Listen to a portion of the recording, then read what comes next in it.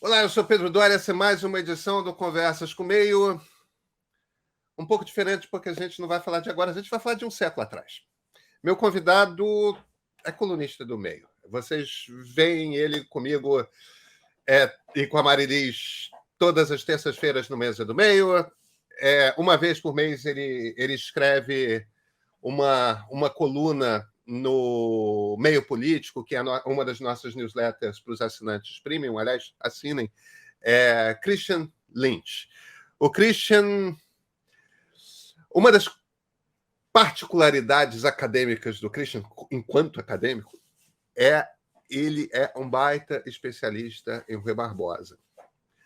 Hoje, dia 1º de março de 2023, o dia em que esse programa está indo ao ar, Rui Barbosa faz 100 anos de morto. Ele morreu no dia 1º de março de 1923. Foram 50 anos de vida pública. Ele começou como deputado. Dom Pedro II tinha uma barba loura. Ele morreu tendo sido um agitador político até semanas antes. O Getúlio estava há 7 anos de chegar ao poder no Brasil. Quer dizer, ele viveu... Foi muito tempo. E por que Rui Barbosa? Afinal de contas, pessoas importantes na história têm efeméride a toda hora. Tem uma tese que eu defendo e uma tese que me parece o Christian também defende, que é a seguinte: se existe alguém que fundou a ideia de democracia no Brasil, se existe alguém que fez primeiro o que muitas pessoas fizeram depois, se tem alguém que falou esse país precisa ser democrático. Ele foi, ao longo desses 50 anos de vida pública, ele foi se desenvolvendo cada vez mais na maneira como ele percebia, como ele compreendia o Brasil. Mas se existe um pai fundador da democracia brasileira, se existe alguém para a gente se virar e falar, olha, esse cara olhou e falou como que essa nossa democracia podia ser, esse cara é Rui Barbosa. E a cada geração, uma crítica nova surge ao Rui. Na nossa geração, é a crítica que a gente vai abordar, de que ele teria tentado apagar a memória do que foi a escravidão. Logo, o Rui, que foi um dos pais do movimento abolicionista, ele jamais tentou apagar essa memória. Aconteceram... O Rui Barbosa não é um ícone perfeito. Ele apoiou um golpe de Estado em 1889. Ele tinha, principalmente nos primeiros 20, 25 anos de carreira política, uma visão profundamente elitista de quem deveria e poderia participar da política. Mas o Rui tem essa peculiaridade de que a cada ano que passava ele era um cara melhor. E o quanto nesses últimos 4 anos que a gente levantava ali a Constituição e dizia a gente precisa defender essa Constituição, cada pessoa que estava fazendo isso estava fazendo uma única coisa, que era defender a memória de Rui Barbosa, repetir o gesto que o Rui fez primeiro. Então, esse programa é sobre essa figura tão grande da história brasileira, tão importante da história brasileira, que precisa ser lembrada com mais carinho. No centenário da sua morte, principalmente o Christian, mas principalmente o Christian, através do que ele conhece do Rui, a gente quer apresentar a vocês a Rui Barbosa.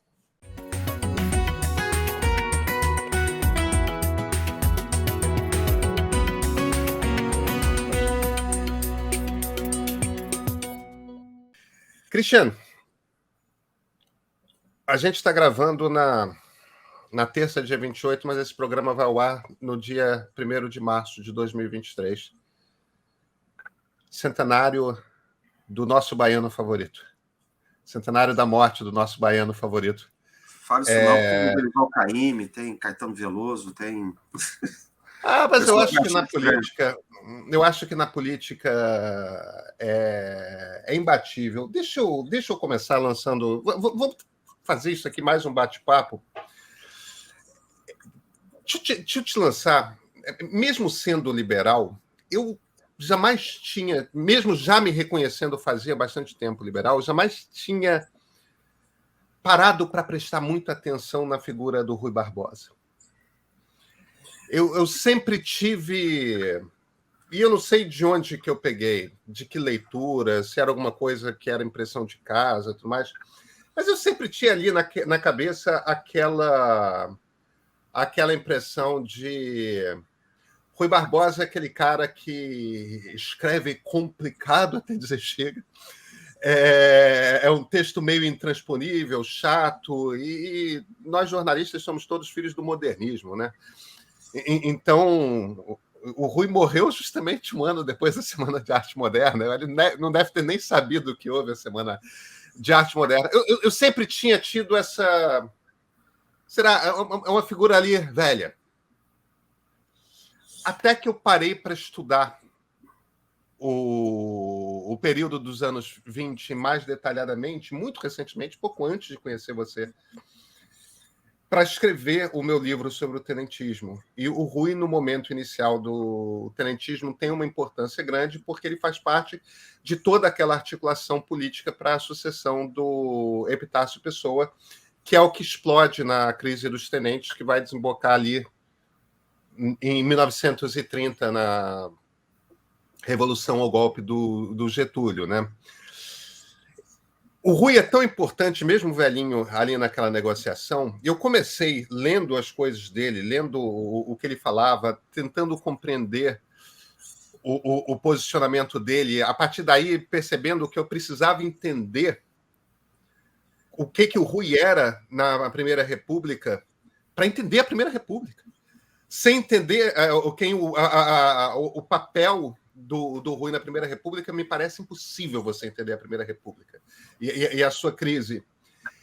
E aí, anos depois, relendo, por outro motivo, o Ordem e Progresso do Gilberto Freire, eu passei por uma passagem que tinha... Eu cruzei por uma passagem logo na introdução que tinha me escapado por completo quando eu tinha lido Ordem e Progresso pela primeira vez, em que o Freire faz o seguinte comentário. O Freire era um cara que trabalhava em parlamento, né? Ele foi chefe de gabinete do Epitácio Coimbra, né? Ele tinha que era um político importante de Pernambuco, tal. O Freire teve um trabalho na política, embora não tenha sido político. E ele era um cara, portanto, muito envolvido ali no período final da Primeira República, no início do período Vargas. Mas ele, ainda assim, tinha trazido lá do treino dele nos estrangeiros aquelas técnicas que eram muito novas de antropologia e começou a preparar questionários para espalhar para as pessoas. E foi o primeiro livro dele, o Ordem e Progresso, é o livro do Gilberto Freire a respeito da República, né? E ele começou a espalhar esse questionário, foi o primeiro livro dele em que ele pôde aplicar essas técnicas de questionário e a partir do momento aí, juntar as respostas para começar a procurar padrões de comportamento, porque, afinal de contas, ele tinha as pessoas para entrevistar a respeito do que a República tinha sido. E aí ele está falando sobre esse questionário, e uma das coisas ele fala sobre a elaboração do questionário uma das perguntas fundamentais no meu questionário era como você se posicionava naquele tempo a respeito de Rui Barbosa. Porque como você se posicionava a respeito de Rui Barbosa dizia essencialmente de que lado você estava, do pensamento a respeito da... E eu achei aquilo uma graça de insight, porque meio que era aquilo que eu tinha sacado quando eu comecei a estudar tenentismo. Não, peraí, eu preciso entender o que esse cara era. E com o passar do tempo, o meu fascínio por Rui Barbosa só aumenta. Eu acho que a impressão que eu tenho é que o Rui Barbosa, embora ele não seja percebido como tal da maneira como a gente ensina a história recente do Brasil, história da República, O Rui Barbosa é um dos personagens mais chaves da história da República, me parece. E essencialmente porque ele era o cara ali, no momento que a República foi fundada, que tinha a ideia mais democrática de o que o Brasil podia ter vindo a ser. E acabou não sendo, porque, de certa forma, o ideal dele foi o ideal derrotado. Ele era o cara contra as oligarquias, ele era o cara contra a participação dos militares na República, ele era o cara que estava falando a gente tem que ampliar esse colégio eleitoral, tem muito pouca gente votando nesse país. Ele era o cara falando de educação, a gente tem analfabeto demais nesse país, isso é um problema. São ideias muito modernas, Christian, são ideias sobre as quais a gente está discutindo até hoje, a gente está reclamando de oligarquia até hoje, a gente está reclamando de participação de militar na política até hoje, a gente está falando da importância de educação da sociedade até hoje. Rui Barbosa não envelhece. E aquilo que ele estava apontando lá atrás continuam aqueles pontos sendo os pontos essenciais do Brasil, do que a nossa república precisa ser, da vocação que a nossa república tem. Você acha que eu estou errado? Qual é a leitura que você faz da importância do Rui? Eu acho que, para ficar no século XX, pelo menos, metade da política brasileira você só entende a partir da ação e do pensamento do Rui. Metade. E metade é atribuída à pessoa dele, né? E eu diria que outra metade da política brasileira até hoje tem a ver com o Rui, mas ele não é mais citado. Tá? Isso que eu acho. Né? Rui Barbosa é uma espécie de pai fundador da democracia, da República Democrática no Brasil. Né? Democracia entendida como democracia liberal e república enquanto valor de respeito à coisa pública, né? Combate a todo tipo de corrupção, aí, inclusive patrimonialismo. Corrupção não é só meter a mão, né? Meter a mão é o fim da linha. Claro, claro. Tá? No sentido republicano mesmo, ciceroniano da coisa. Né? Então, ele que deu as diretrizes, ele monta a República,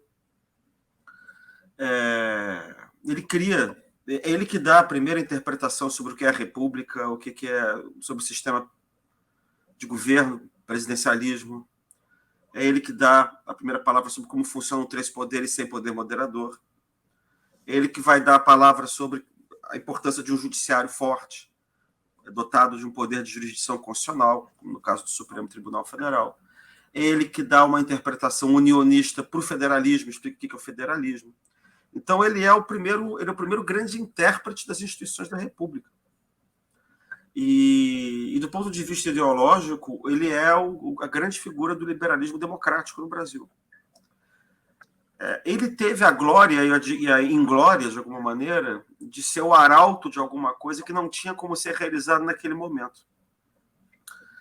Porque o Brasil não tinha suficiente desenvolvimento econômico, social, para sustentar uma república como eram os Estados Unidos na época. O modelo de boa república dos Estados Unidos de Rui Barbosa eram os Estados Unidos. Mas ele percebeu também isso em algum momento e atribuiu o que ele chamava de o desvio oligárquico, autoritário, militarista do Brasil, as condições, aliás, gerais da América Latina.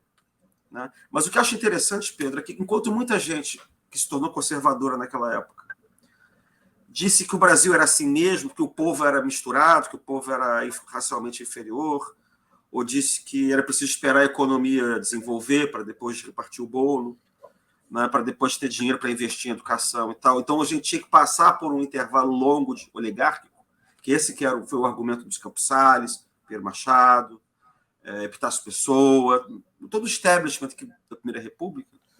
Ele vai dizer, na verdade, que a classe política tinha a responsabilidade e o dever moral de educar o povo, do ponto de vista cívico. Tinha que levantar o povo, não tinha que se satisfazer com essa baixa qualidade da democracia, essa baixa qualidade da república. E aí o trabalho dele do fim da vida é ir para a rua e mobilizar o povo, né? E o povo naquele tempo basicamente era a classe média. Então, eu acho que o Rui criou um padrão de ação política liberal-democrática que vai ser repetido no século XX todo. Tanto pelos liberais, todos os liberais do século XX brasileiros são ruianos, mas são ruianos de carteirinha, Clube Rui Barbosa. Tá? Eles falam de Rui Barbosa, eles citam Rui Barbosa.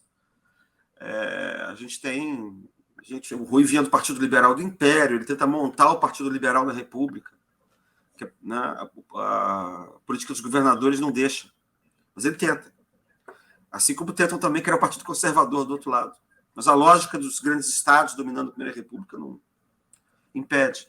Mas o Partido Liberal depois acaba sendo recriado, né? Ele vai ser o Partido Democrático, depois ele vai virar o UDN, né, que é o Partido Liberal da Terceira República, que vai ser um partido que vai estar mais à direita por causa de circunstâncias históricas de emergência do socialismo. Né? Mas o Rui também é responsável por uma certa esquerda, que vai aparecer da obra dele também, né? Já que no fim da vida ele vai fazer apologia dos direitos sociais. O Partido Socialista Brasileiro, que vai aparecer também depois da morte dele, o Partido Socialista Brasileiro de Hermes Lima, né, de Sérgio Buarque de Holanda, do Antônio Cândido, desse pessoal, é um partido que sai do João Mangabeira, que é o principal discípulo do Rui, baiano também. Tá? Então você também tem um lado da esquerda cosmopolita, que eu chamo, que também sai do Rui. O que acontece, repito, é que da década de 70 para frente, a figura do Rui começa a esmaecer. Então o ideário, o repertório de luta contra a ditadura, ele é repetido sempre. É Ulisses Guimarães, todo mundo que luta contra a ditadura apela ao repertório ruiano, a importância da Constituição, do respeito às Constituições. A Lava Jato começou com um discurso ruiano que depois foi deturpado. A gente tem ruianos que não sabem que são ruianos por aí também na política. A começar pelo ministro Luiz Roberto Barroso, Carmen Lúcia, todo esse pessoal que está lá, que fala em república, em democracia. Eles sabem. Não, mas eles não citam. Quem Tá. citava era o Celso Mello, né? Mas eles não citam mais Rui Barbosa. Tá? Mas eu estou querendo dizer que essa coisa continua existindo no sangue, no hábito, na maneira de agir. O Rui Barbosa criou uma maneira de defender a democracia. Entendeu? Isso que eu acho fascinante, mesmo que ninguém mais cite. Né? E isso continua existindo. Né? O que aconteceu no meio do caminho, eu acho, Pedro, porque por vários motivos a figura do Rui Barbosa foi sendo deixada de lado. Uma delas você mencionou, que é essa coisa do modernismo. Né? Como símbolo de cultura, o Rui era um homem do século XIX, era um homem da sociedade vitoriana, né? De um tempo que não tinha rádio, o tipo de oração pública, e assistir discurso era programa. As pessoas iam aplaudir grandes discursos. E ele era muito popular, né? Ele arrastava multidões para ouvir os discursos dele, né? Porque ele falava maravilhosamente bem, né? E quando ele começou a fazer, na última fase da vida dele, que é a mais bonita, eu acho, que é a partir da campanha civilista, quando ele tinha 60 anos de idade, ele que começou é o governo Hermes da Fonseca. Isso, ele começou a falar para públicos cada vez maiores. E aí ele começou a falar como se fosse um padre, porque as pessoas estavam habituadas, as pessoas normais, que não eram políticas de gabinete, política de... Porque a gente tem que imaginar que a política daquele tempo era uma coisa de elite, que quem discutia o futuro do Brasil, isso era tudo discutido em banquete, isso era discutido em seminário acadêmico, isso era discutido só por político. A política era coisa de político, não tinha comício na rua, não tinha nada disso. Quem vai começar a fazer é o Rui. Mas como o povo estava habituado, o povo católico estava habituado a ouvir padre, ele começa a falar como padre, fazer um discurso político, com estilo. Só que o Rui Barbosa não é qualquer padre, né? O Rui Barbosa vai ser o padre Antônio Vieira, então ele vai começar a falar igual o padre Antônio Vieira. Então é um negócio também fascinante em vários aspectos, porque quando eu fui ler o padre Antônio Vieira, eu fiquei espantado, porque eu disse, meu Deus, parece Rui Barbosa. É o contrário. Né? Então, o Rui, ele cria um padrão de resistência, de ataque, de maneira de falar, e de envolver a defesa da democracia também com a defesa da legalidade da Constituição. Isso é uma coisa muito brasileira. Isso ele copiava dos Estados Unidos e da Inglaterra, mas na América Latina você não vê, é só o Brasil que tem, por causa do Rui. Por exemplo, na Argentina, se você pegar um cara como era o Leandro Alem, que é uma espécie de Rui Barbosa argentino, ele recorria a insurreições armadas, entendeu? Você não tem essa história de você botar a Constituição na frente do tanque, como Sobral Pinto vai fazer, como Afonso Arinos vai fazer, como todo mundo vai fazer, o Ulisses vai fazer, Barbosa Lima vai fazer. Então, todo mundo, depois do Rui, está defendendo a democracia na chave do Rui. Agora, aí voltamos ao assunto. Por que ele começa a esmaecer um pouco? Porque, assim, Rui era jornalista, era advogado e era político. A maneira dele fazer jornalismo, né, o tipo de linguagem dele, desse mundo das elites, ele começa a desaparecer depois da década de 20, 30, sobretudo na década de 30, 40. Você começa a ter uma simplificação, né, do vocabulário. Mas também tem uma coisa meio feia aí do modernismo, porque que as pessoas não falam, mas assim, o veio principal do modernismo há muito tempo é um veio autoritário. Ele é nacionalista e ele é autoritário e ele é anti-Rui. Então, a forma, digamos assim, do Rui falar, elitista, é associada ao liberalismo e ao cosmopolitismo e à Inglaterra e aos Estados Unidos. Então, o nacionalismo era tudo ao contrário, entendeu? O nacionalismo era falar como o brasileiro falava, mas admitir também que você precisava de um governo forte, que você precisava de um governo que era meio autoritário, né, uma dita branda, né, ou de um governo oligárquico, paternalista. Então, quando você vê os críticos de Rui Barbosa, nesse tempo, a maior parte dos críticos de Rui Barbosa é toda nacionalista e autoritária. Gilberto Freire, que você mencionou. Você, Gilberto Freire, Oliveira Viana, que também é um grande crítico de Rui Barbosa, vai chamar Rui Barbosa de idealista utópico. Tá? Quem vai fazer a crítica do Rui Barbosa é o pessoal que está ligado aos tenentes.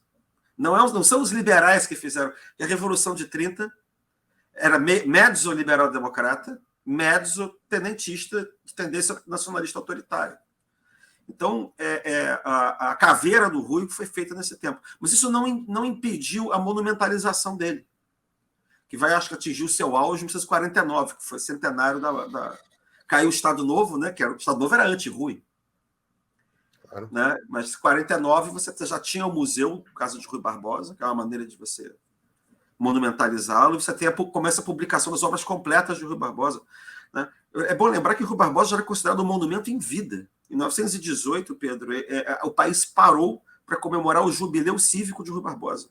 São 50 anos de atividade pública. O país parou mesmo, foi feriado nacional.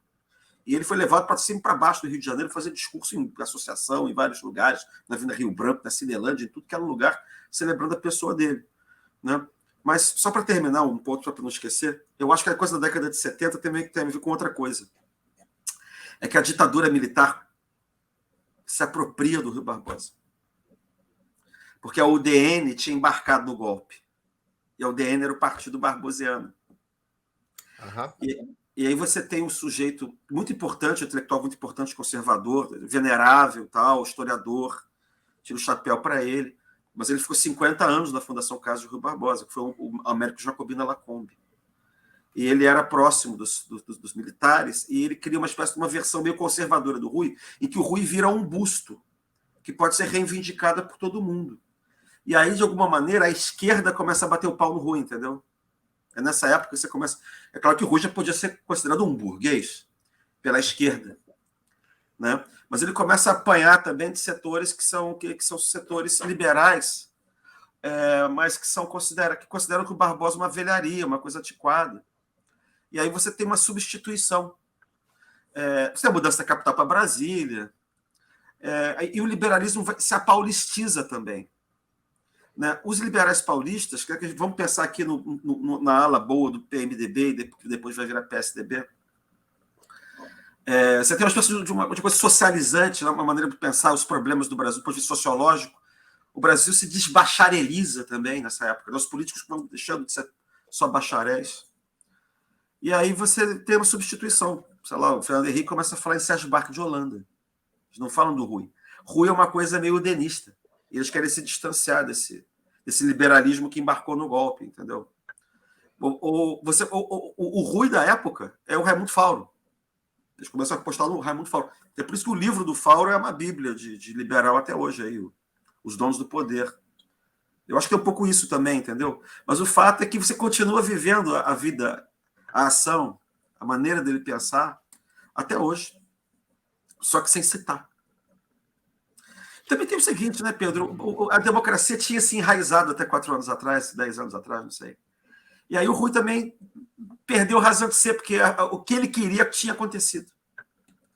Talvez seja a hora de resgatar, justamente, depois desse intervalo do bolsonarista. Bolsonaro. Até porque o Bolsonaro é tão distante quanto é possível ser dentro do Brasil de Rui Barbosa, né? Em termos de valores, em termos de objetivos, de visão de Bolsonaro país. é o inimigo clássico do Rui. Né? O que é o inimigo clássico do Rui? É o caudilho sul-americano, que é uma mistura de bárbaro, violento, militarista, personalista, é a antirrepública, né? Então, assim, quem era isso no tempo do Rui? Os caudilhos sul-americanos, depois foi o Floriano Peixoto, que era uma espécie de Bolsonaro não reacionário, mas que tinha o seu gado também, que perseguia, empastelava jornal, matava gente na rua, linchava pessoas. Eu acho tão também chocante... não transmitiu a faixa, também não transmitiu a faixa. Eu acho tão chocante que Florianópolis, onde o Floriano cometeu uma das suas piores chacinas, se chame Florianópolis, e não mais Nossa Senhora dos Desterros, sabe? Eu não sei como é que os catarinenses toleram isso, mas, enfim, não quero fugir, não. Eu quero perguntar para você um pouco sobre o liberalismo do Rui, mas antes eu queria trazer uma questão que eu acho importante, pelo seguinte: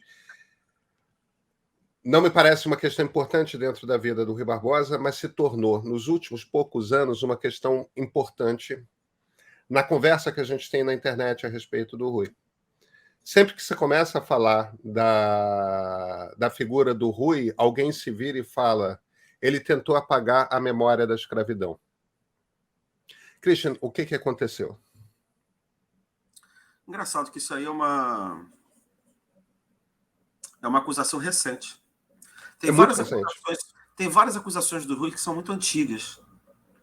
Má gestão econômica, que em parte tem razão, lá na época do encilhamento, quando ele foi ministro da Fazenda. Né?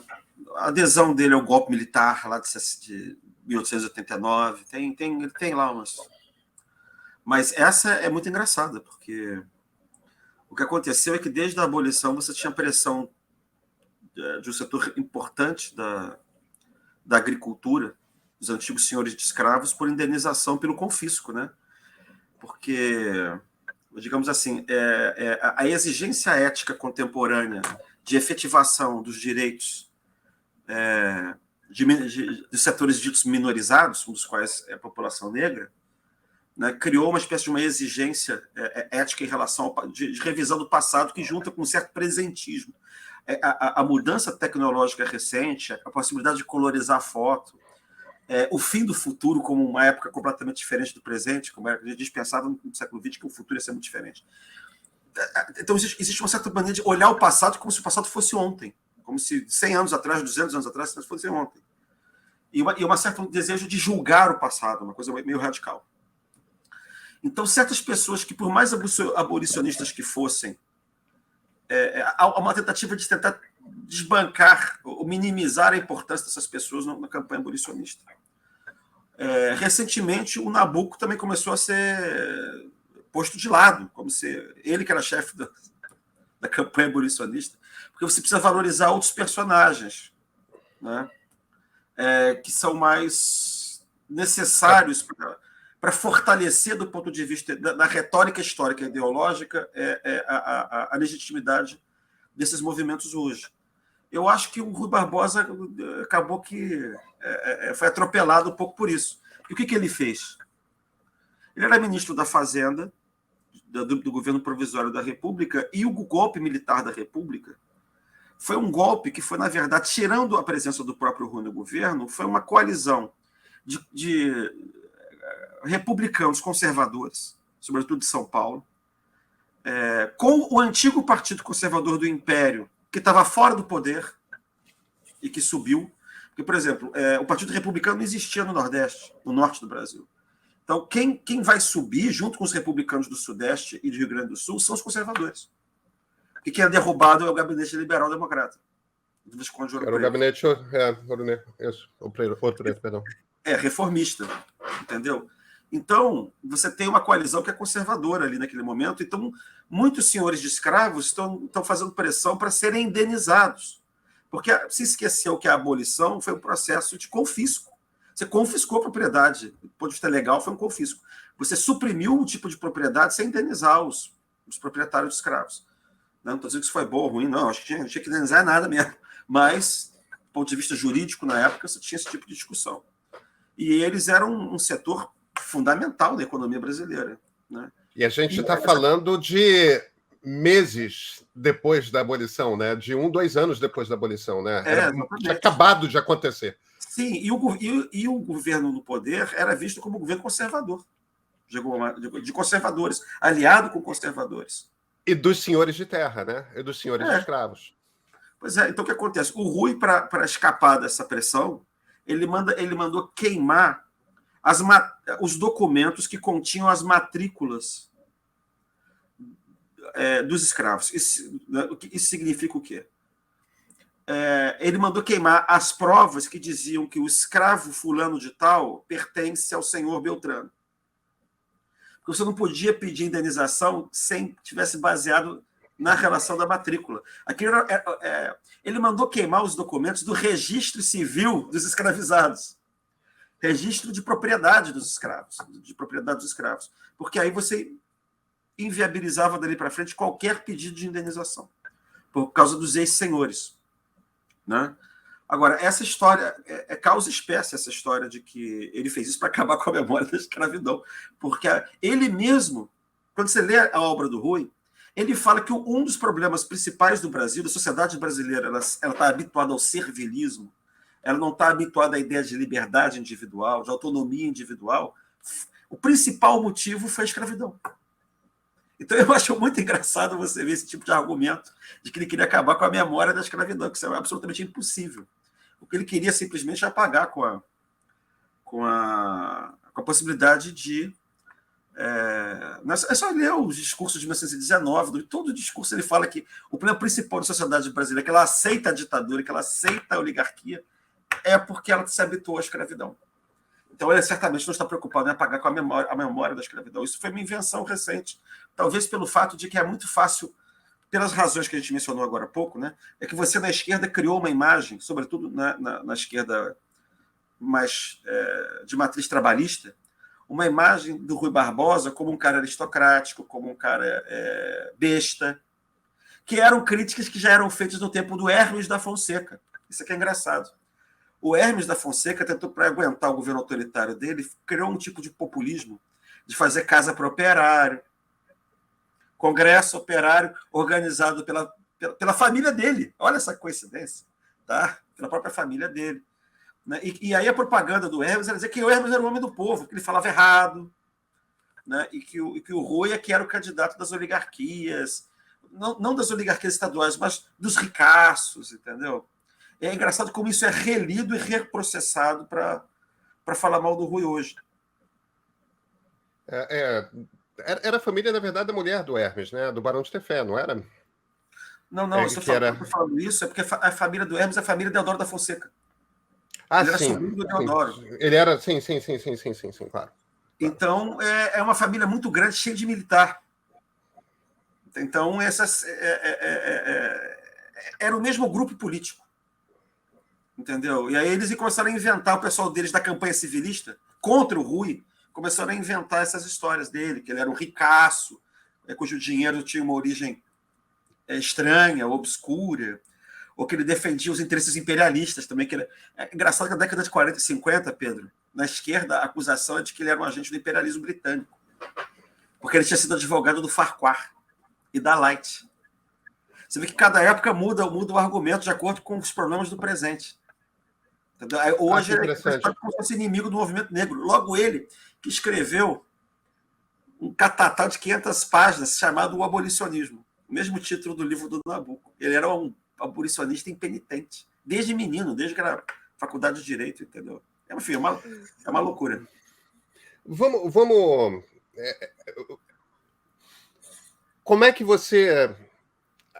A gente fala de liberalismo e é impossível você falar de Rui Barbosa sem falar que era um liberal, porque esse traço ideológico era muito forte nele. Ele é o fundador do liberalismo dentro da República. Né? Ele que traz os ideais liberais, e quando eu estou falando de liberalismo aqui, eu estou falando no sentido político do termo, no sentido... naquele sentido em que a palavra democracia e a palavra liberalismo se encaixam por naturalidade, por natureza, na maneira como o Rui via, e é a maneira como nós vemos hoje, contemporaneamente. A gente compreende democracia como uma democracia liberal. Agora, o problema do liberalismo é que o liberalismo também é dessas palavras que, para cada interlocutor com quem você fala, significa uma coisa particular. Você mesmo, quando você faz a sua divisão de ideologias, você distingue dois conjuntos diferentes dentro do pensamento político brasileiro, que é o liberal-democrata e o neoliberal. Você faz essa distinção dentro da sua análise. O Rui era... que tipo de liberal? Ele era um miliano? Totalmente. John Stuart Mill talvez a régua principal do pensador que... É o homem. O Stuart Mill era um homem. É engraçado, a era de ouro do liberalismo brasileiro é o fim do Império. São os últimos 20, 30 anos do Império. Que o Império vai deixando de ser conservador, vai se tornando liberal, cada vez mais liberal. É engraçado como é que o golpe da República ele cortou praticamente todas as cabeças do liberalismo brasileiro. Ficou só o Rui, que ele embarcou no golpe, mas depois corta a cabeça dele também, porque ele nunca mais volta ao governo. Né? A República ela é conservadora. A República que eu falo aqui é a Primeira República, né? Eu uso a terminologia da época. A República, quando eu falo, então, sempre aqui é a Primeira República. Eu chamo de Primeira República, muita gente chama de República Velha, enfim, a República Oligárquica, a República do Café com Leite, tudo aquilo que antes de 1930, né? É que na época não tinha outra república que não fosse a primeira, então eles falavam a república. Claro. Isso. É porque depois, acho que só faz sentido falar em república quando você ainda tem alguma possibilidade de voltar à monarquia. E essa possibilidade acaba na década de 20. De 1920 aquilo acaba, não tem mais chance. Então, a gente falar depois em república, acho que não faz muito sentido, porque não tem nada para se opor à república. A república vira alguma coisa que não tem concorrente. Né? E por isso que faz sentido a gente começa a falar em república para designar um tipo qualitativo positivo de democracia. Uma democracia que não é só uma democracia populista, uma democracia eleitoral, perdão, uma democracia eleitoral. Ela também é uma democracia que tem regras de qualidade, de controle, de governabilidade, de responsividade, accountability, isso, né? Que também é algo que está muito ligado ao discurso liberal democrata. Essa coisa da accountability. Né?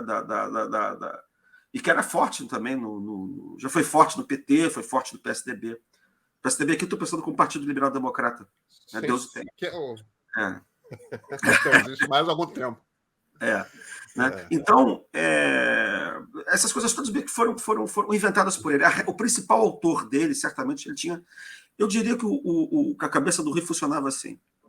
Ele tem um ideal republicano, cuja referência é Cícero, tá? E depois é um ideal republicano que é incorporado no liberalismo como uma forma ética de liberalismo, normativa de liberalismo, via Kant.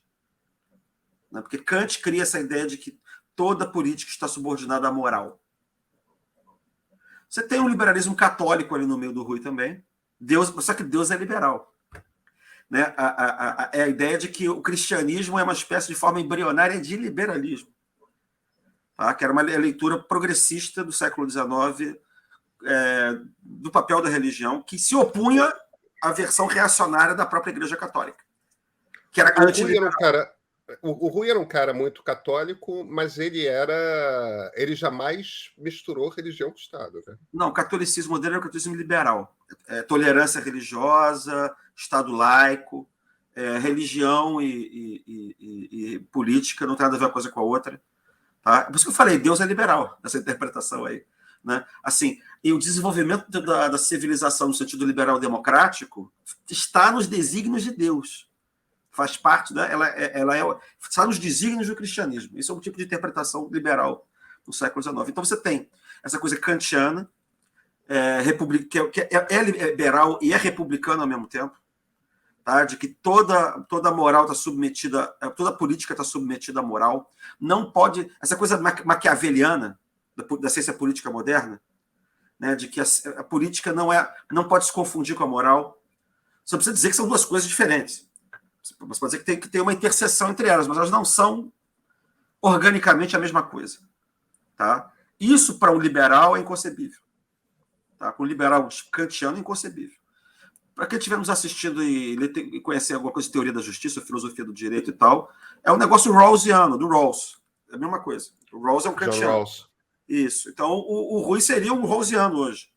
E Rawls é bastante miliano também. Totalmente. É miliano e kantiano. Porque a origem é muito semelhante, né? Então, e aí, do ponto de vista do autor liberal democrático contemporâneo dele, que não é contemporâneo, mas enfim, aquele que está escrevendo quando ele é moço, é Stuart Mill, total, Stuart Mill, na veia. Eu acho que não tem ninguém mais miliano do que o Rui na política brasileira daquele tempo, nem depois. Ele é o mais miliano de todos. A gente tem Joaquim Nabuco, que é outro grande, né, intelectual também liberal, mas ele é engraçado, ele é mais tocquevilleano por um lado, e ele é mais adiantado que o Rui também nessa mesma época, porque ele está lendo os pós-milianos. Ele está lendo o T.H. Green, ele está lendo o liberalismo do Gladstone, que já está neoliberalismo. Exato, que já está avançando em reforma agrária na Irlanda, ele já está de olho nos operários. Já está de olho só para eu ajudar as pessoas a se encontrar aqui, o pensamento liberal começa com John Locke no século XVII, quer dizer, a gente já está falando de um troço que tem 2 séculos, quando o Rui chega e tudo mais. O John Stuart Mill é o cara que se vira olhando para a mesma Londres que o Marx estava olhando, e se vira e fala, liberdade de mercado, tudo bem, mas a gente não pode... ninguém é livre se as pessoas moram como... esses operários moram em Whitechapel. As pessoas são escravizadas, elas podem ter salário e tudo mais, mas elas não são livres. Elas não são alfabetizadas, elas não têm liberdade para se instruir, para ser o melhor de si mesmas. O Mill é o primeiro que se vira e fala que, a não ser que o Estado dê uma garantia de dignidade que permita haver algum tipo de igualdade de oportunidades, você não pode falar realmente de liberdade. Isso é meados do século XIX. E aí, na sequência, no Império Britânico, ainda não era Reino Unido, era Império Britânico, começa esse movimento que eles chamam de New Liberalism, novo liberalismo, não confundir com o neoliberalismo, que uma coisa tem rigorosamente nada a ver com outra, são antagônicas. O pessoal do novo liberalismo, se você fosse descrever no Twitter, chamariam eles aqui no Twitter brasileiro de socialistas, né? Porque eles começam a criar, em essência, o estado de bem-estar social. Eles começam a dizer, bem, se o Estado tem de dar as condições essenciais para cada pessoa ter igualdade de oportunidades, e se para você estar num ambiente de liberdade, essa igualdade de oportunidades tem que ser dada, então, educação, saúde, teto, saneamento básico, mas essa turma desse novo liberalismo começa a fazer essa defesa, e é a turma da qual o Keynes vai sair. Você concorda com a descrição que eu fiz? Concordo. Eu só acho que assim, o Mill não é ainda novo liberalismo. Mas é ele que faz a ponte entre o antigo liberalismo para que o novo liberalismo tem uma diferença aí, tem uma diferença importante só para um aspecto importante para ressaltar o seguinte: o liberalismo do Mill ele é democratizante, mas ele tem um forte componente elitista ainda. Tem. É assim, elitista assim, você não pode, se você não sabe ler e escrever, se você não tem... Quanto menos conhecimento você tem, menos apto você é para conseguir participar da coisa pública. Então ele vai defender, por exemplo, que quanto mais estudo você tiver, mais direito a voto você tem. Então ele vai defender o voto plural. Por exemplo, eu que sou doutor, é como se fosse o seguinte, olha só, eu sou analfabeto não pode votar. Isso é uma coisa forte do pensamento do Rui. Tá?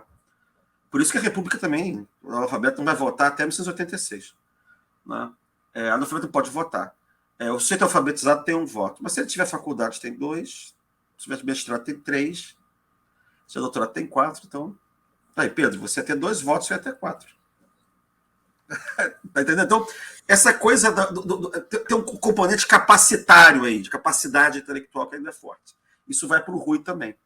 Isso não tem no novo liberalismo.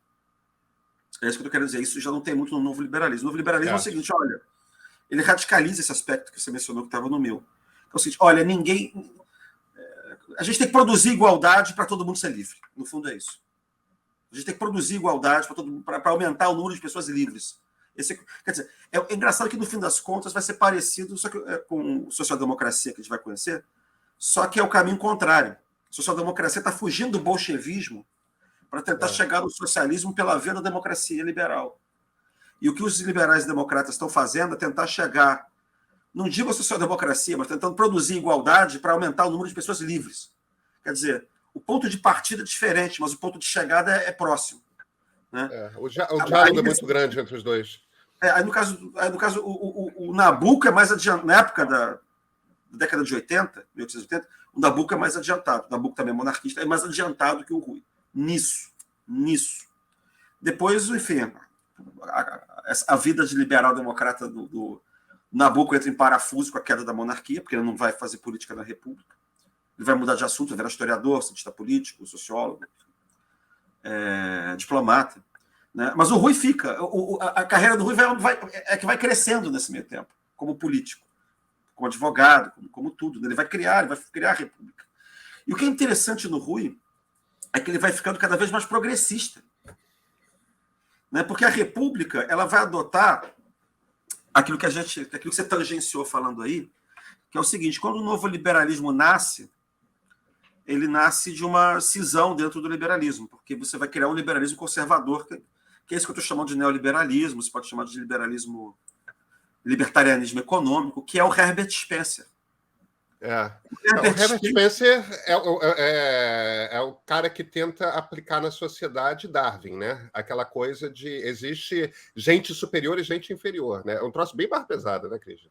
Mas no fundo já é uma coisa meio neoliberal do padrão de hoje. É que você justificava a desigualdade social com argumentos de mérito baseados em Darwin, na ideia de evolução. Então, os ricos eram ricos porque eles eram mais aptos na luta pela vida.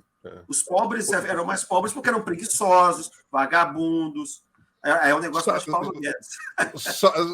Só em defesa de Sir Charles Darwin não concordava com essa leitura, tá? Não, isso é importante. Detalhe, a gente chama de darwinismo social, mas na verdade não é darwinismo, não. Isso aí é o outro cara. É lamarquianismo, é mais lamarquiano, na verdade, do que darwiniano. O Darwin rejeitava fortemente essa leitura.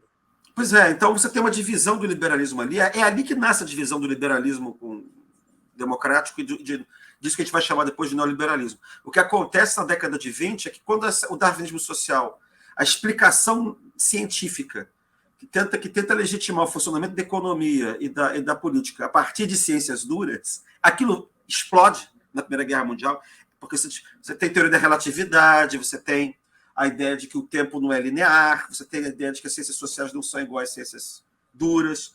Aí esse negócio explode. É aí que aparece o neoliberalismo que a gente conhece como hoje, que é baseado na ideia da intangibilidade do mercado, que o mercado é uma força espontânea, que você não pode mexer. Né? Mas, no fundo, isso, quando você lê, você só muda o fundamento da razão pela qual você não pode mexer no mercado, que estava no Spencer já. Então, você só muda o fundamento. No fundo, é a mesma coisa. Tá? Quando você olha, o produto final é a mesma coisa. Por isso que o Spencer que é o pai desse negócio. Tá? A República Brasileira, a primeira República Brasileira, até a década de 20, ela é spenceriana. Ela é, entre aspas, neoliberal. É Joaquim Mortinho, é Campos Salles, esse pessoal. Então, por isso também o Rui perde. Né? Mas esse ponto era só para lembrar o seguinte: é como é que o Rui ele vai melhorando. Enquanto a República vai indo para trás, os republicanos vão ficando históricos, vão ficando cada vez mais conservadores, cada vez mais avessos à mudança, cada vez mais... Porque eles são establishment, né? Eles montam uma maneira de interpretar a República que empodera as oligarquias estaduais. Aí eles são contra mexer na Constituição, dão poder aos governadores para nomear juiz. Então eles vão ficando...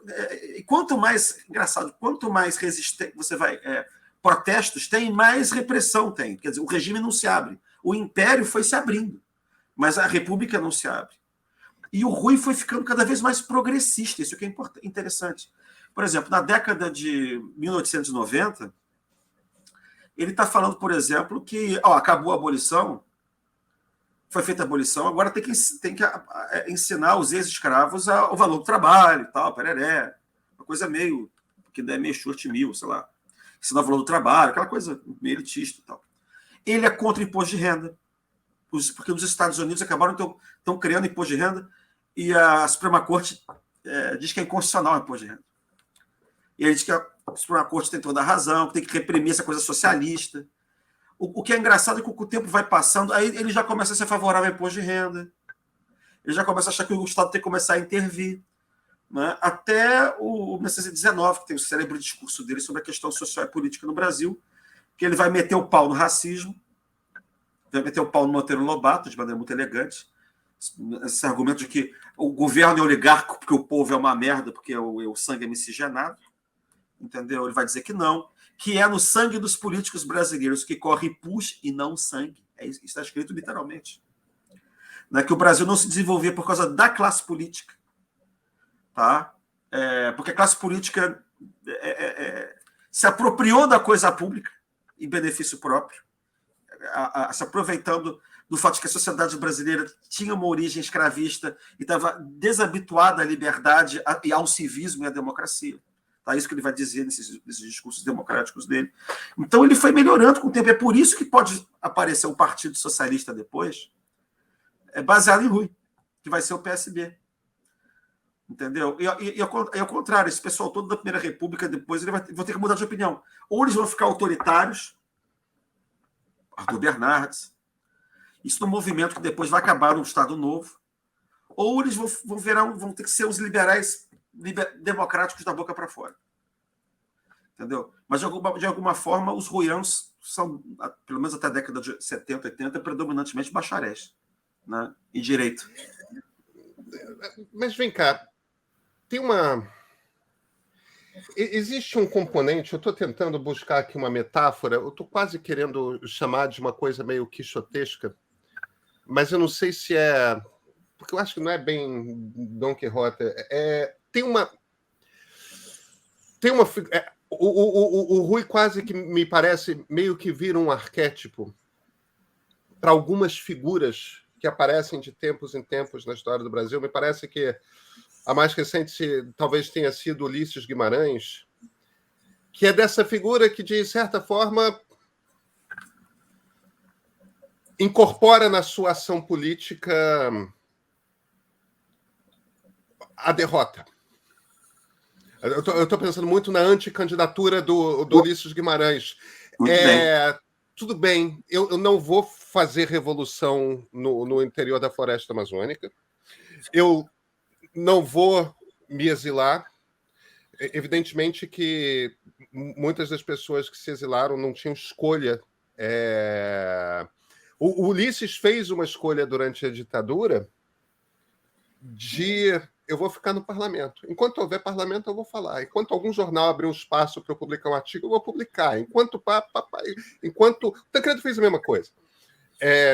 Você tem essas figuras e dentro do fiapo de instituição que deixarem funcionando, eu vou encontrar um caminho ali dentro da instituição para lutar contra, para ampliar os espaços na instituição, ampliar os espaços nessa democracia. Vamos abrir esse negócio. As diversas candidaturas do Rui à presidência da República, algumas que ele levou a cabo, foi candidato até o final, outras que ele se lançou candidato, mas aí no meio do processo pulou fora porque fez algum outro tipo de acordo. As diversas candidaturas do Rui são sempre anticandidaturas. Por que aquilo era um jogo de cartas marcadas? As eleições eram todas fraudadas pelos coronéis e pelos caudilhos. E ele sabia disso. Ele sabia que ele ia ser derrotado. Ele sabia que ele ia tomar uma surra de ter 7% dos votos e... Não sei se esse número é literal, mas era sempre coisa assim, né? O Rui meio que fundou um comportamento de como que você resiste a essa coisa perniciosa de uma certa elite brasileira que se assenhora da coisa pública, né? Ele inventou a maneira de você se comportar como isso, não? Ele inventou uma porção de coisa. O Rui inventou. Oi. Oi. Começa a resposta de novo, acho que o Rui inventou. Tá, então, o Rui inventou muita coisa. O Rui inventou, em primeiro lugar, eleição disputada. Porque até a campanha civilista, até 1909, os presidentes todos eram eleitos tipo Saddam Hussein, Gaddafi. 95% dos votos. Na prática, só tinha um candidato. Os políticos se juntavam, formavam caucus. Era incrível isso, assim. A classe era como no comecinho da República Americana, um século antes. Os próprios políticos, deputados e senadores, se reuniam em outro prédio separado do Congresso, às vezes no mesmo prédio do Congresso, para escolher um candidato que depois cuja vitória eles iam referendar como Congresso. Era um escândalo. Porque lembra que não tinha justiça eleitoral. Quem reconhecia a vitória dos candidatos era o próprio Congresso. Então, eles escolhiam o candidato e depois eles referendavam a vitória do candidato, e o candidato era único. Que era a maneira de não ter disputa e manter a ordem. Né? Isso até 1909. Em 1909, o Rui rompeu com isso, porque São Paulo e a Bahia não queriam, sobretudo São Paulo não queria aceitar o Hermes, sabia que ia perder, porque cada um roubava para o seu lado. Né? Porque São Paulo também foi roubar para o Rui, Bahia também roubou para o Rui, e o resto do Brasil roubou para o Hermes. Né? Mas é engraçado, o Rui já ganhava nos grandes centros urbanos, por exemplo, no Rio ele ganhou. Ganhou mesmo, onde tinha muito menos fraude, porque o país era mais urbanizado, né? Na cidade do Rio, o Rui ganhou. Mas então ele inventou esse negócio de você ir atrás do eleitor, cara. Por exemplo, o Epitácio Pessoa, em 22, ele foi eleito, em 19, perdão, ele foi eleito de Paris. Ele estava ele estava fazendo o Tratado de Versalhes, Exatamente. Ele foi eleito de lá, ele foi escolhido de lá e não fez nada. Foi uma situação excepcional porque o Rodrigues Alves tinha sido eleito e morreu antes de tomar posse de febre amarela, né? Foi uma situação... Tiveram que improvisar uma eleição. E ali sim o Rui foi anticandidato. Em 19 ele realmente foi anticandidato mesmo. Né? Mas assim, eles eram eleitos dessa maneira. O caucus do Congresso escolhia um candidato, esse candidato dava um banquete no Automóvel Clube, liam a plataforma de programa político assim, do tipo, prometo respeitar a Constituição, prometo não gastar mais do que arrecado, prometo promover, melhorar o nível de educação do Brasil. Era tudo uma coisa assim meio vaga. E o cara era eleito e o Congresso reconhecia. Então não tinha campanha. O Brasil não tinha campanha desde a campanha da abolição, desde o movimento abolicionista. O Rui traz de volta essa ideia da rua. Ele vai para a rua fazer campanha. Ou na rua mesmo, mas ele evitava, mas ele fazia o comício dentro de teatro. Então ele fazia comício do Teatro Politeama da Bahia, dos teatros do Rio, do Teatro Lírico, do Teatro de São Paulo também. Então ele fazia comício.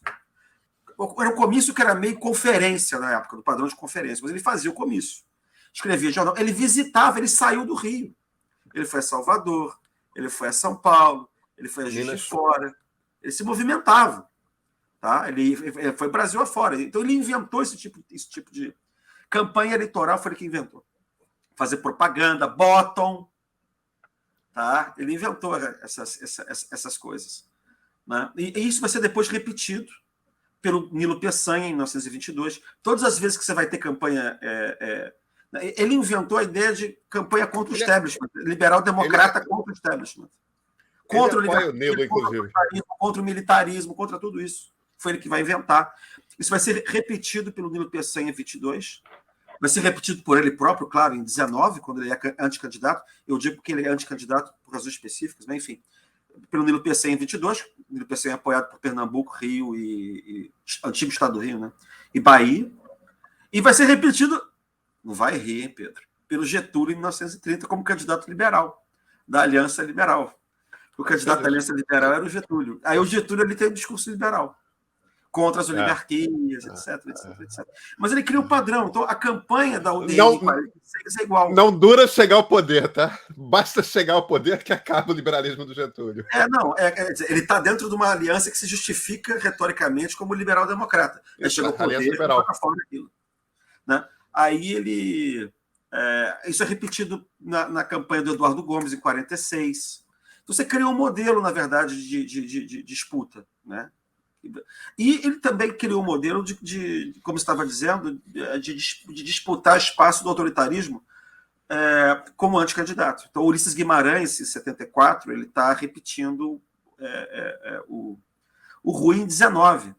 Porque em 19 aconteceu o seguinte, que você estava falando, né? Você elegeu o Rui Barbosa já era considerado o adversário ferrenho do regime. Só que dentro do regime. O Rui Barbosa nunca apela para as armas da República. Mas assim, quando você tem uma confusão, tipo revolta da vacina, não a revolta popular, mas a revolta militar da Praia Vermelha, durante a revolta da vacina, quando você tem essas coisas assim, bombardeio do Rio, revolta da Chibata, né, ele apoia o estado de sítio. Mas depois ele fica contra, ele é contra os excessos do estado de sítio, que são praticados pelo regime. Quando você fala de ele apoia o estado de sítio, o que você está querendo dizer é ele apoia a declaração que o regime se defenda. Isso, que o regime se defenda, mas dentro da concepção democrática republicana dele, que não era respeitada na prática pelo sistema. Quer dizer, o que ele quer é que a república fosse uma realidade. O que ele queria que a democracia, como era concebida naquele momento, fosse uma realidade. Ele queria que o povo votasse e a vontade do povo fosse respeitada, que o voto fosse secreto. Né? Queria uma justiça autônoma da política. Né? É isso que ele queria. Então, ele não é disruptivo, como você está falando. Ele não é revolucionário. Mas a luta dele é para o regime que foi feito para ser republicano e democrático, seja republicano e democrático. Tá? Essa é a luta dele ali dentro. E essa coisa da anticandidatura foi o seguinte. Em 19, como você falou, Rodrigues Alves foi reeleito. O Rui tinha tido o seu jubileu cívico, mas não era bem visto pelo sistema. O Rodrigues Alves morre, assume o vice, que era o Delfim Moreira, e naquele tempo havia uma regra constitucional que dizia que se a cadeira da presidência ficar vaga antes dos 2 primeiros anos de mandato, completados 2 anos de mandato, você tinha que convocar novas eleições. Foi essa regra que o Floriano desrespeitou. Porque o Deodoro renuncia. Aí o Floriano pega o negócio lá e faz uma... Enfim. Bom, aí o que acontece? Dessa vez eles convocam as eleições. E aí o establishment chega para o Rui, porque todo mundo, toda aquela geração que tinha proclamado a República, que tinha participado da República, já tinha morrido. Pedro Machado, Campos Salles, Francisco Glicério, todo mundo tinha morrido já. Aí foram para ele, disseram assim, Rui, chegou a sua vez. Rodrigues Alves. Rui, chegou a sua... Que, aliás, era monarquista. É assim, Rui, chegou a tua vez, a gente vai apoiar a sua eleição. É só com uma condição. Qual? Esse seu papo aí, desde 10 anos, de mudar a Constituição, de fazer revisão da Constituição, federalizar a justiça, fazer não sei o quê, isso aí não dá. Claro, porque você ia mexer no esquema que sustentava as oligarquias do Rio Grande do Sul, principalmente. Do Rio Grande do Sul, de Minas. E ele diz, eu estou há 10 anos pregando a mudança da Constituição no sentido mais democrático e republicano. Aí vocês estão dizendo que eu vou ser presidente abrindo mão disso? Eu não posso abrir mão disso. E tinha uma outra confusão também, porque o Rodrigues Alves tinha convidado ele, Rui, para representar o Brasil em Versalhes, como o Rui tinha representado o Brasil em Haia. E aí o que acontece? Esse pessoal que não gosta do Rui fez uma intriga para ele não ir para Versalhes. E mandaram o Epitácio, que era o adversário do Rui. Porque o Epitácio tinha sido ministro do Campos Salles. Ele era do establishment conservador. Ele era jurista. Ministro do Supremo, né? Ele era um Rui do lado de lá. Ele foi ministro do Supremo, ele foi senador, ele foi... sem o brilho, né? Sem o brilho, né? Mas ele era um constitucionalista. Ele era o cara que era o Rui possível do outro lado. O conservador era ele. O oligárquico era ele. Até hoje tem uma defesa de tese que eu orientei sobre o Epitácio Pessoa. Engraçado isso. Aí o que acontece? Aí, quando o Rui diz que não pode ir renegando as suas bandeiras, o que esse pessoal faz? Então vamos chamar o Epitácio. Aí o Rui disse, agora eu vou ser candidato, então. Só que ele é anticandidato. É por isso que os discursos dele de 19 são os melhores discursos, porque ele está livre. Porque na campanha civilista ele estava mais ou menos preso, né? Pelos compromissos com São Paulo, com Bahia e tal. Em 19, é ele sozinho, ele é free rider, é livre atirador, então ele fala o que ele quiser. Ele sabe que vai perder, por isso que é mais anticandidatura mesmo, né? E olha, Pedro, ainda assim ele levou 30%. Sem máquina nenhuma. Só viajando para Juiz de Fora, para lá e para cá, Bahia, não sei o quê, sem apoio de ninguém. Entendeu? Ele ainda levou 30% dos votos. Então, o que eu estou querendo dizer? Eu acho que metade da nossa cultura política no Brasil é devido ao Rui Barbosa. É um fio que não tem solução de continuidade, entendeu? É claro que o outro fio é Alberto Torres, que é um negócio nacionalista, de Estado forte, que é contemporâneo do Rui também, entendeu? E depois vai ter subdivisões várias aí, integralismo, Oliveira Viana, outro vai para a esquerda também, até a década de 70, 80, que vão trocar os caras, né? O Rui vai ser trocado pelo Fauro, o Sérgio Barco de Holanda, e o Alberto Torres vai ser trocado pelo Celso Furtado, no caso da esquerda, né? Mas tá aí, cara. A Lava Jato, quando a gente imagina a Lava Jato, um discurso republicano, um discurso contra a corrupção, quando o nego está falando de UDN, de udenismo, no fundo ele está falando também do Rui, está falando do Rui Barbosa. Tá? Só que de uma interpretação meio à direita do Rui, né? Deixa eu só questionar um pouco. Eu estou entendendo o que você está falando. Deixa eu só dar uma temperada aí e ver se você concorda com o que eu estou falando ou não. Eu entendo o que você está falando no sentido de existe, de fato, um discurso na UDN e existe um discurso na Lava Jato de, olha, existe a coisa pública e tem uma turma aí se apoderando da coisa pública, usando como se fosse seu bem. Não pode. E certamente isso é extremamente ruiano. Mas o Rui sempre agiu dentro da legalidade. O Rui nunca foi... Eu ia dizer populista, mas outra palavra que é contaminada. Ele foi acusado de ser pelos conservadores. De ser um revolucionário, de ser um populista. Ele foi acusado disso. Ele que odiava o populismo. Né? A UDN eu acho mais complexo porque a UDN tinha muitas coisas lá dentro, muitos grupos lá dentro. A Lava Jato é mais simples. Estou falando da banda de música, né? Estou falando da banda de música, que era o centro mais visível e ideológico da UDN. Mas repara, quando você pega Afonso Arinos... Você está falando de Afonso Arinos, principalmente, né? Eu imagino. Lacerda, não, ali o Baleeiro, Bilac Pinto, todo mundo ali era ruiano. Todos eles têm livros ou falam bem de Barbosa. O Lacerda, das memórias dele, fala a UDN era o partido Rui Barbosiano. Ali o Omar Baleeiro tem livros sobre oração ao Rui Barbosa. Afonso Arinos não era nem tão Rui Barbosa, não, porque ele puxava o saco do pai dele, o Afrânio de Melo Franco.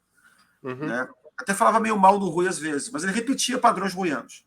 O pai dele era mais longe do Rui do que ele próprio, Afonso Arinos, era. Né? Mas assim, quando Afonso Arinos de Melo Franco, Lacerda, vão atacar Getúlio Vargas, é como o Rui e o Nabuco atacando Floriano Peixoto, entendeu? Na cabeça dele. Na cabeça deles é a mesma coisa. É claro que não é porque na cabeça deles é a mesma coisa, que na nossa é a mesma coisa. Né? Mas eles estão fazendo a mesma coisa. De alguma forma, também, certos setores, quando estão metendo pau, não sei, eu estou falando do ponto de vista retórico, tá? Do ponto de vista retórico.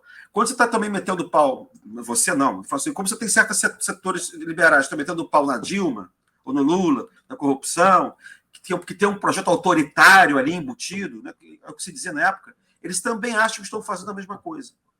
Tá? Agora, o que o Rui tem a ver com isso? Rui nada, o Rui morreu em 1923, vai completar 100 anos amanhã. Ele não tem nada, mas ele criou um padrão. que eu estou falando de coisas que podem ser bem usadas para o bem, podem ser usadas para o mal. Né? É bom lembrar que quando o Rui está falando isso, você não tinha democracia no Brasil. Então era outra coisa também. Ele estava querendo que o Brasil virasse um negócio democrático. Você pode até, né? Então, a partir dessa distinção, a gente pode requalificar como alguma coisa diferente. Né? Se você fazer a mesma coisa em 1950, ou 60, ou 2000 em circunstâncias diferentes de 1910, quer dizer, não é a mesma coisa, né? As circunstâncias fazem com que a coisa também fique diferente. Mas, assim, tem um pecadilho também do Rui, né? O Rui foi golpista em 89. E dizem que por volta de 22, quando ele começou a achar que o regime não ia se regenerar, ele tinha medo de que ele disse o seguinte: ele era o verdadeiro conservador. Bom, o que é o governo? O governo conservador é aquele que quer conservar as instituições democráticas e liberais. Né? Então, para conservar as instituições, o conservador tem que reformá-las. É uma concepção Whig, né? de reforma para conservar. Os revolucionários eram os que se diziam conservadores, porque eles não queriam reformar o sistema para ele se democratizar. Então, ele dizia que se você não reforma o sistema para ceder a opinião pública, se você fica assim, em pedra, você provoca a revolução. Foi o que aconteceu na Alemanha do Kaiser, foi o que aconteceu na Rússia dos czares, e o medo dele era esse. Então você tinha que reformar e abrir o sistema para evitar a revolução. Ele diz, vai ter uma revolução aqui. E teve, né? Teve. Né? Então, ele, em 22, por ali, ele está... Eu li isso em uma reportagem, uma entrevista, supostamente, que foi feita pelo pai do Nelson Rodrigues, que era o Mário Rodrigues, que era dono do jornal, em que ele estava querendo bater um papo com o Hermes, que ele estava achando que talvez estivesse na hora de fazer o outro 15 de novembro, entendeu? Só que dessa vez com o próprio sobrinho do Hermes, porque eles se aproximam depois. Porque o Hermes também vira o inimigo do regime. O sobrinho do Hermes, não, sobrinho do Deodoro, o Hermes. É o sobrinho do Deodoro, isso, entendeu? Então, mas isso é uma coisa meio... Isso aconteceu, o Christian. Houve... O Rui apoia o Nilo Peçanha, candidato à presidência da República, contra o Arthur Bernardes. O Nilo, evidentemente, perde. Já havia uma quebra ali, porque o Nilo era originalmente inimigo político do Rui. E há uma aproximação. Tem banquete no clube militar. O Hermes tinha voltado, que ele tinha passado um tempo no exílio. Durante a Primeira Guerra, o Hermes está na Europa. Ele estava na Suíça, se não me engano. Aí eu estou falando de cabeça, não lembro. Aí o Hermes volta e é uma grande festa popular, porque, enfim, o Hermes era muito popular entre operários, justamente por aquelas coisas. Ele que é o cara que começa a falar em previdência no Brasil. O primeiro fundo de previdência de operários é o Hermes que cria, tudo mais. E tem uma aproximação do Hermes com Maurício de Lacerda, que era pai do Carlos Lacerda, e que era socialista, né? Popular. Era, exatamente. O Maurício Lacerda é uma espécie de um ruiano que foi indo cada vez mais para a esquerda. Não sei se o Rui o descreveria como foram contemporâneos, não sei se o Rui o descreveria se você pegar os debates parlamentares do governo Hermes no Senado e na Câmara, você vai ver que o Rui era o líder da oposição no Senado e o Maurício de Lacerda era o líder da oposição na Câmara. E o Maurício de Lacerda acompanha o Rui.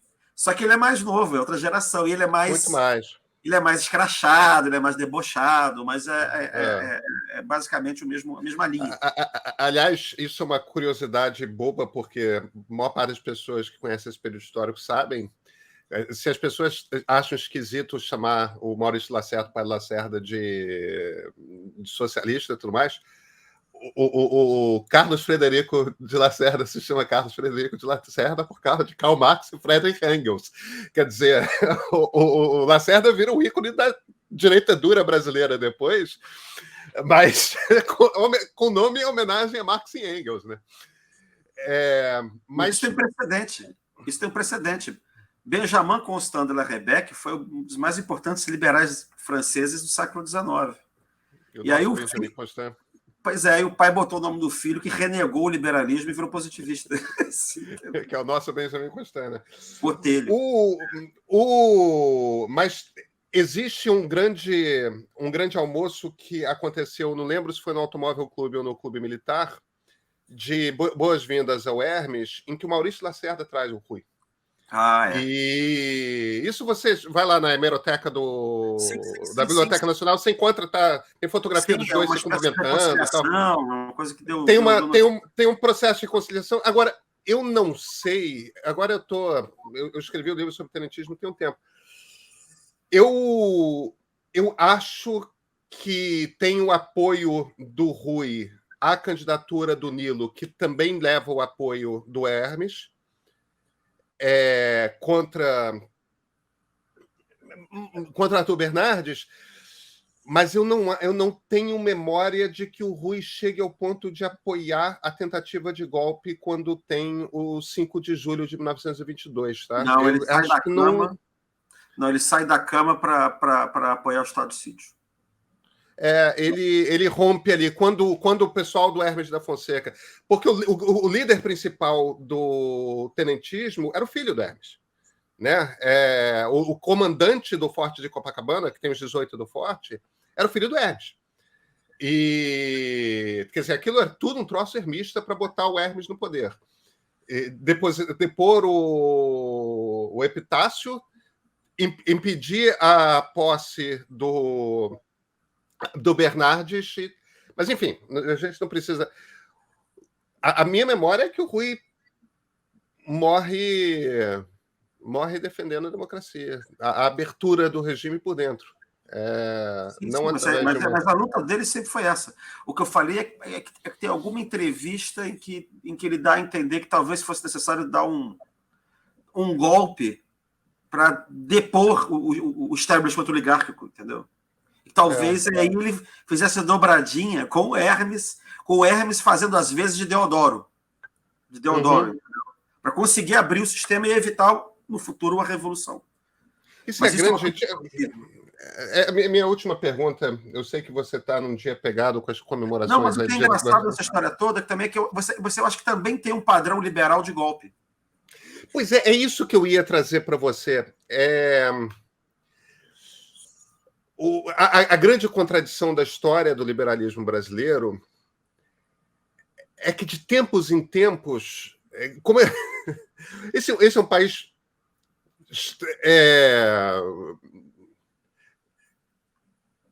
para liberais, esse é um país muito frustrante, porque a gente nunca consegue. A gente nunca consegue. E aí eu incorporo aqui o manto liberal. Eu sei que tem gente na imprensa que finge que não é, eu não finjo que eu não sou. Cara, muito. Ainda bem que você não esconde, cara. Eu acho que assumir é uma coisa maravilhosa. É uma coisa maravilhosa, porque não tem essa história de que fulano não tem. Eu não tenho ideologia, os outros têm ideologia. A primeira maneira de você conseguir ter um debate franco é você assumir ideologia, não como palavrão, mas assim, eu tenho uma visão da política e do mundo pautada por determinados valores hierarquizados. Eu ponho a liberdade em primeiro lugar, assim. E é por isso, quando o sujeito faz isso, ele consegue ouvir os outros, entender os outros muito melhor. Claro, concordo com você. Quando eu digo que eu fico irritado com o discurso de que eu sou técnico e você que é ideológico, é que você impede a conversa. Você impede a conversa, porque fica um jogo de má fé, entendeu? Porque todo mundo tem.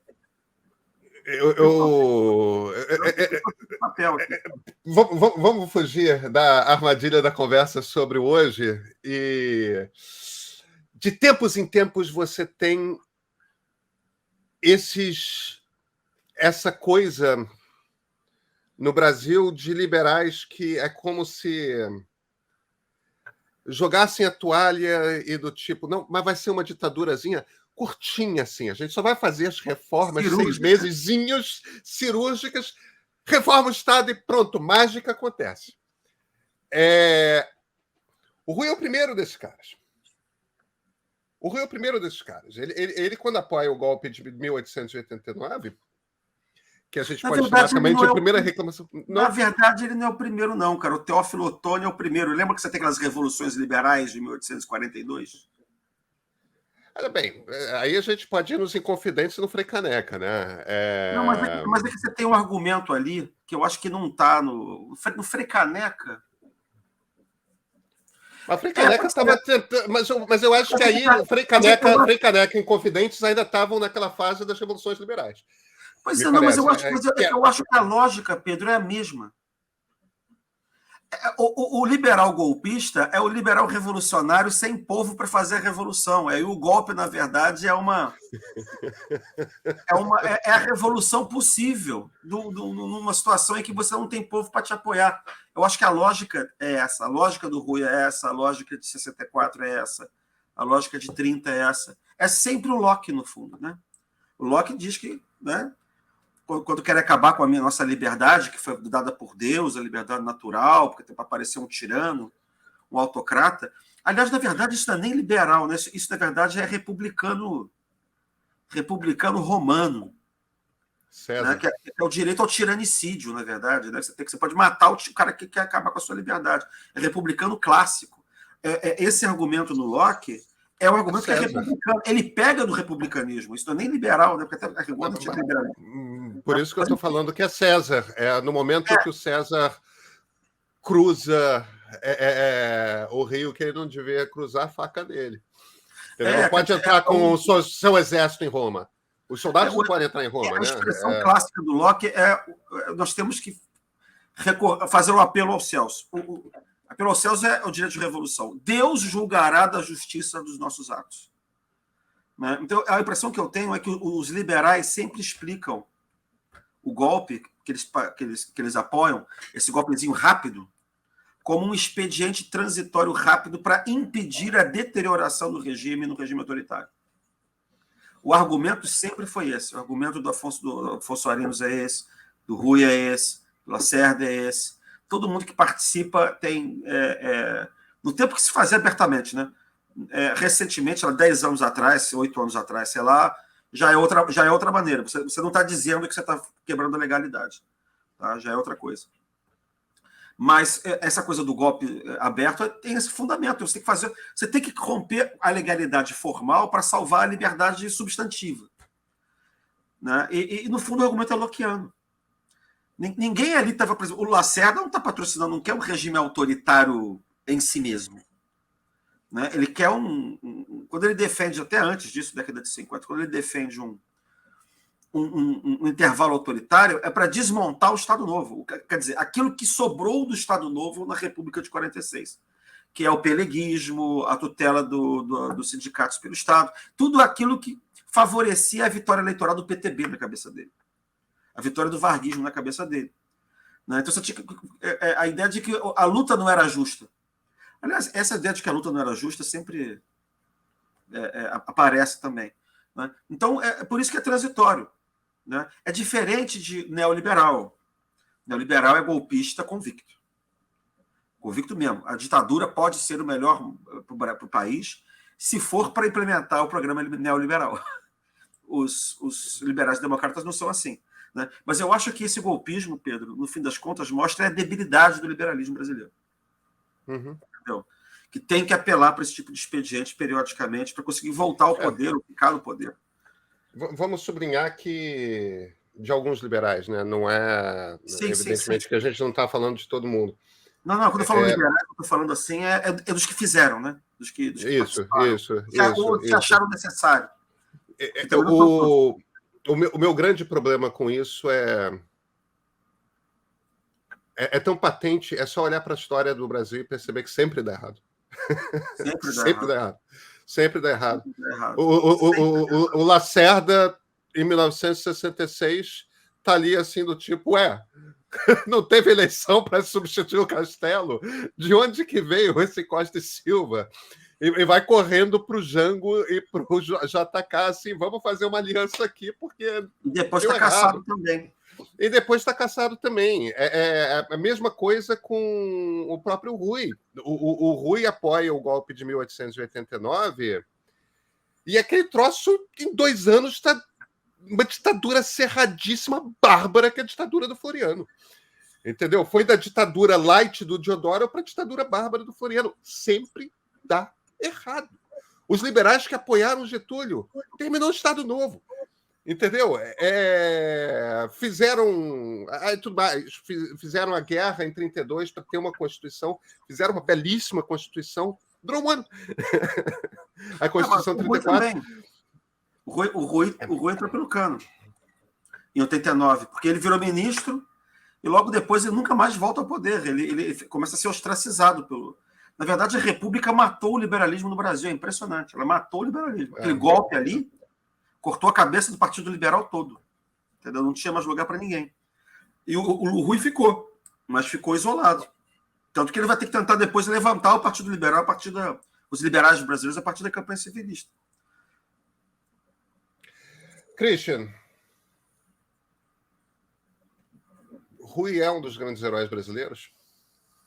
A gente estava aqui reclamando de monumentalização e tudo mais. É que eu acho... É claro que havia uma salpicada de ironia na pergunta quando eu uso a palavra herói, mas eu acho que a gente precisa olhar para a história e encontrar algumas pessoas que estavam entendendo o que estava acontecendo, que tinham uma visão...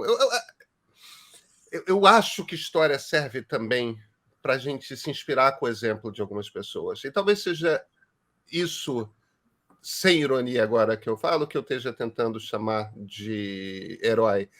Se existe... A gente está falando de um cara que viveu tempo pra cacete. Ele começa como um jovem brilhante parlamentar na Bahia. Dom Pedro II não era velho, não era um senhor de barba branca, né? O Rui, e ele termina no tenentismo, ele morre logo depois do início do tenentismo. São 50 anos escrevendo. É muito tempo. Entendeu? Cara, são 50 anos trabalhando, escrevendo e lutando pela liberdade no parlamento, no jornalismo, no foro, incessantemente. Ele era um obsessivo compulsivo com esse troço. Às vezes paranoico também, tá?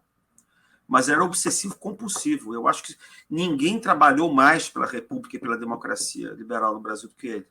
Se a democracia tiver que reivindicar algum pai, certamente é Rui Barbosa. Porque até quem veio depois estava imitando o Rui Barbosa. O Ulisses Guimarães estava imitando o Rui Barbosa. Tá? Todo mundo que veio depois, como o Afonso Arinos, da Comissão Afonso Arinos também tem. Entendeu? Eles estão... Está todo mundo no papel, repetindo o Rui Barbosa, num papel que não existia antes dele, que foi ele que inventou. Entendeu? E não é à toa que, em Brasília, no Congresso Nacional, o único, que eu saiba, né, o único elemento decorativo que se encontra num espaço nobre que não tem origem modernista, que não sofreu a razia que Brasília procurou operar na história política e na história da cultura brasileira, não é porque você não tem rua com o nome de ninguém em Brasília, isso tem Juscelino Kubitschek, tudo começa em 1960, os arquitetos só pode ser de 60, tudo tem que ser do mesmo estilo, né? O único busto que sobrou, que veio do Palácio Monroe, que era a sede do Rio, foi o busto do Rui. Eu acho que isso é muito, muito significativo. E o fato dele ter sido atacado também no dia 8 de janeiro pelos seus inimigos históricos, né? Os defensores do autoritarismo, os reacionários, os defensores de tudo aquilo que ele tinha horror, entendeu? Também não foi à toa, não, em termos simbólicos, entendeu? Isso é uma coisa que me impressionou muito quando eles entraram, quando os vândalos entraram os golpistas, entraram na sala dos bustos do Supremo, destruindo 2 bustos, o do Rui e do Joaquim Nabuco. É tão simbólico. É tão simbólico. Eu não sei se eles sabiam o que eles estavam fazendo, entende? Mas, no caso do Rui é ainda mais agudo, porque o Rui é o cara que é republicano, né? O Nabuco ficou no Império. Ele terminou monarquista, mas... Mas são os pais do nosso liberalismo, vertentes um pouco diferentes, mas o caso do específico do Rui, cara, ele apanhar de bolsonarista, apoiou de florianista, apanhou de ermista, e apanhar de getulista. Entendeu? Então ele está habituado a apanhar dos autoritários. Não tem, ele está no seu papel ali, de apanhar e também no papel de resistir. Que foi, né, o que aconteceu também na medida em que o presidente Rodrigo Pacheco, que amanhã vai ter a cerimônia no Senado, em homenagem ao centenário da morte do Rui, eles decidiram manter o busto lá com a marca da agressão. Fizeram muito bem. Ad perpetuum rei memoriam. Como diria o Rui Barbosa. Cristian Lentz, muito obrigado pela conversa. Prazer foi meu, Pedro, querido.